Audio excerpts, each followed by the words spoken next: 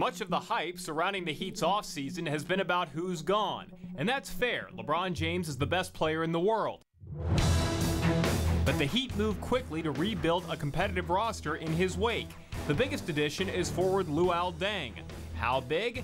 Pat Riley calls him one of the most important free agent signings that we have ever had in the history of the franchise. Why would Riley say that?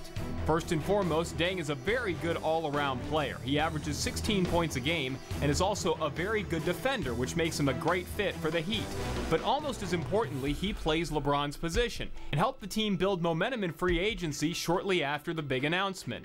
Before the announcement, the Heat had already started to retool their roster with a guy their fans already knew from the playoffs. Josh McRoberts was best known for roughing up LeBron in the Bobcats Heat series, but lost in the physicality was McRoberts pouring in 11.5 points a game in that series, including 8 for 17 from three-point range. Not bad for a guy who goes 6'10", 240.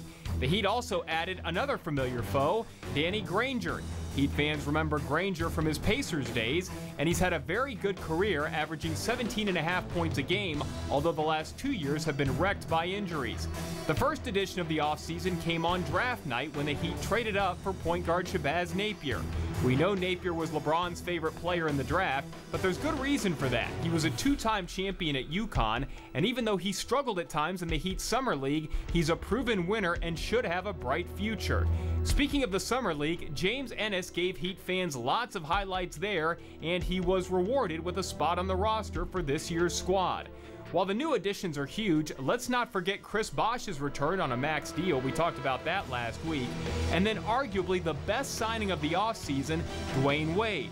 Yes, the years have taken their toll on the man who Pat Riley calls the cornerstone of the franchise, but even if he never reaches the level he was before, Wade did the Heat a major favor, essentially giving back $11 million over the next 2 years by opting out of his contract and re-signing, according to ESPN numbers. MIA said it best with this illuminated sign: "Thanks for staying home, D. Wade.